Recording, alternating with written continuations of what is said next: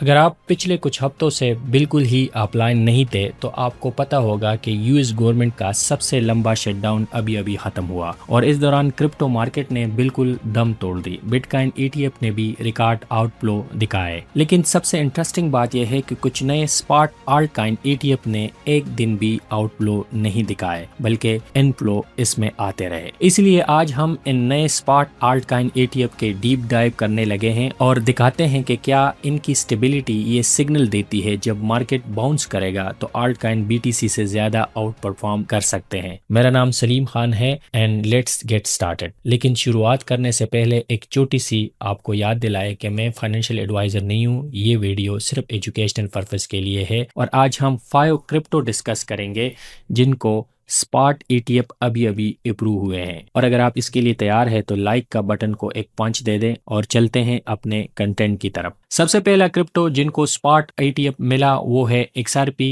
XRP का core mission बहुत सीधा है, दुनिया भर के क्रॉस बॉर्डर पेमेंट को फास्ट, चीप और फ्रिक्शनलेस बनाना। आज भी इंटरनेशनल पेमेंट स्विफ्ट सिस्टम पर चलते हैं जो स्लो भी है और महंगे भी। एक्सआरपी इनको रिप्लेस नहीं करना चाहता बल्कि इसको मॉडर्नाइज करना चाह रहा है। एक्सआरपी के ट्रांजैक्शन फ्यू सेकंड्स में एग्जीक्यूट होते हैं और कास्ट फ्रैक्शन ऑफ सेकंड में सेटल होते हैं। एक्सआरपी का जो टारगेट है वो है बैंक, पेमेंट प्रोसेसर और सेंट्रल बैंक्स। रिपल का अप्रोच बिल्कुल सिंपल है, ब्लॉकचेन और बैंक्स के दरमियान ब्रिज और इंटीग्रेशन को एनफोर्समेंट या इसका एनहेंसमेंट करना। और जब सीबीडीसी ग्लोबल लेवल पर लॉन्च होगी तो रिपल का प्लान ये है कि एक्सआरपी उन तमाम सीबीडीसी के बीच ब्रिज एसेट का काम करेगा। स्पॉट ईटीएफ की अप्रूवल इसलिए बहुत बुलिश समझी जा रही है क्योंकि ट्रेडिशनल इन्वेस्टर पहली दफा रेगुलेटेड तरीके से एक्सआरपी इन्वेस्ट कर सकते हैं। कैनेरी कैपिटल ने 13 नवंबर को एक्सआरपी ईटीएफ लॉन्च किया। फर्स्ट डे ट्रेडिंग वॉल्यूम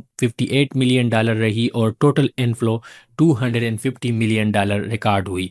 ये 2025 का सबसे सक्सेसफुल ईटीएफ लॉन्च था। उसके बाद बिटवाइस, फ्रैंकलिन टेम्पलेट और ग्रेस्केल ने भी ईटीएफ लॉन्च किए। Collective first day inflows $164 million record हुए। प्राइस एक्शन शॉर्ट टर्म में कुछ खास नहीं रहा क्योंकि क्रिप्टो मार्केट क्रैश मूड में थी और बीटीसी भी 20% डाउन था और एक्सआरपी भी 23% डाउन रहा।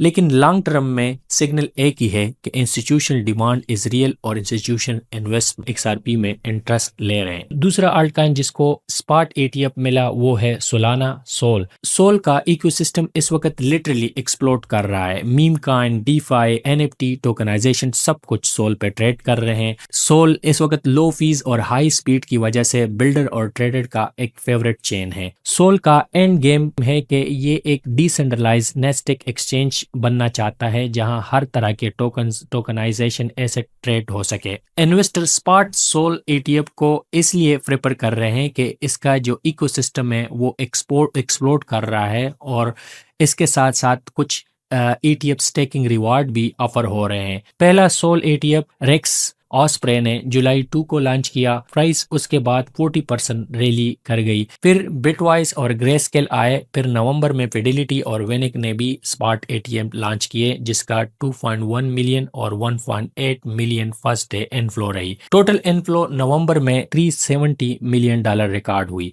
सोल की प्राइस ने इसके बाद एक सॉलिड लोकल बॉटम फ्रेम किया और अब धीरे धीरे रिकवरी फेज में चल रहा है। मार्केट अगर फाइनल पुश के लिए तैयार होती है तो सोल ईटीएफ डेफिनेटली रैली को एक्सेलरेट कर सकती है। तीसरा अल्टकॉइन जिसको ईटीएफ मिला वो है डॉज कॉइन यानी मीम कॉइन। जी हाँ, आपने बिल्कुल सही सुना, डॉज का भी अब स्पॉट ईटीएफ आ चुका है। ईटीएफ इन्वेस्टर अब डायरेक्टली रेगुलेटेड एक्सपोजर ले सकते हैं। World biggest meme coin, comparatively safer than other meme asset. Potential real world use cases Doge coin का ये है कि एलन मार्क्स ने एक्स ट्विटर पे पेमेंट सिस्टम इंटीग्रेशन के रूमर अभी तक जिंदा है और अगर कभी भी डॉज पेमेंट एक्स पर एक्टिव होते हैं तो प्राइस लिटरली एक्सप्लोड कर सकती है। ग्रे स्केल का ऑफिशियल स्पॉट डॉज ईटीएफ 24 जुलाई को लॉन्च हुआ। फर्स्ट डे वॉल्यूम सिर्फ $1.4 मिलियन रिकॉर्ड हुई, लेकिन एरिक की एक्सपेक्टेशन थी कि ये $12 मिलियन तक जा सकती है। लेकिन रीजन ये है कि लोगों को पता नहीं चला कि ये पहला रियल स्पॉट डॉज ईटीएफ है क्योंकि सितंबर में रेक्स ऑस्प्रे ने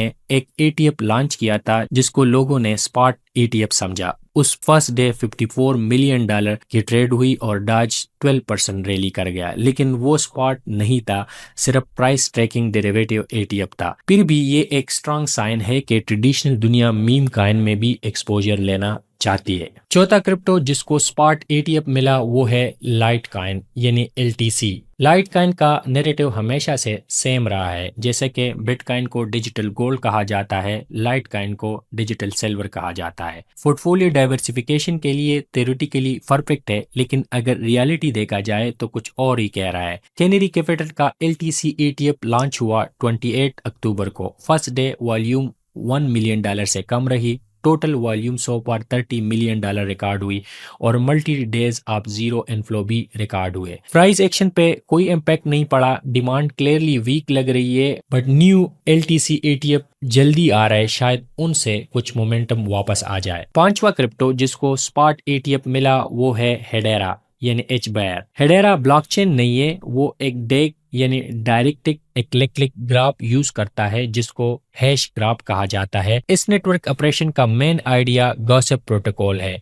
नोड्स एक दूसरे से इंफॉर्मेशन शेयर करते हैं, एक्सट्रीमली फास्ट और एक्सट्रीमली चीप। हेडारा में कोई ब्लॉक टाइम नहीं, ट्रांजैक्शन पैरेलली प्रोसेस होते हैं, नियर जीरो फीस और एनवायरमेंटल फ्रेंडली मॉडल है, लेकिन इसमें सेंट्रलाइजेशन का रिस्क है। इस वजह से ये लोग कहते हैं कि it's not a blockchain based crypto project. Spot Hedera ETF canary capital launch हुआ 28 अक्टूबर को। First day volume trading volume $8 million record हुई और टोटल इनफ्लो इस वक्त सो पार $70 मिलियन प्लस रिकॉर्ड हुई। प्राइस एक्शन फिलहाल म्यूटेड है, लेकिन ETF डिमांड काफी स्ट्रांग नजर आ रही है और नए हेडेरा ETF अभी अप्रूवल के करीब है, तो उससे ये मोमेंटम पकड़ सकती है। तो अब इन पांचों क्रिप्टोस की मल्टीपल ETFs अभी भी पेंडिंग्स है, मतलब और इनफ्लो आने वाले वीक्स और मंथ में आ सकती है, और ये सिर्फ शुरुआत है। आल्टकॉइन रैली का प्रेशर हर तरफ बिल्ड हो रहा है। बाकी क्रिप्टो आल्टकॉइन के ETF भी पेंडिंग है, जिसमें Avalanche, Polkadot, Chainlink, Stellar, Bitcoin cash और शिबा इनू यानी मीम कॉइन शामिल है। अगर ये सब आल्टकॉइन अप्रूव हो गए तो मार्केट में ग्रीन कैंडल की सुनामी आ सकती है, लेकिन चलिए इसको अब हम डिस्कस नहीं करेंगे, जब ये ETF लॉन्च होंगे तो तब हम इसको करेंगे। अब आप बताएं कि क्या आप इन आल्टकॉइन ETF को बुलिश देख रहे हैं या फिर ये सब एक और नथिंग बर्गर लग रहा है आपको? तो कमेंट में ज़रूर बताएं। Thank you so much for watching, और अगर आपको ये वीडियो अच्छी लगी है तो प्लीज़ चैनल को सब्सक्राइब करें और बेल के आइकन को क्लिक करें ताकि आपको इस तरह के अपडेट आपके डोर स्टेप पे मिले। Thank you so much for watching.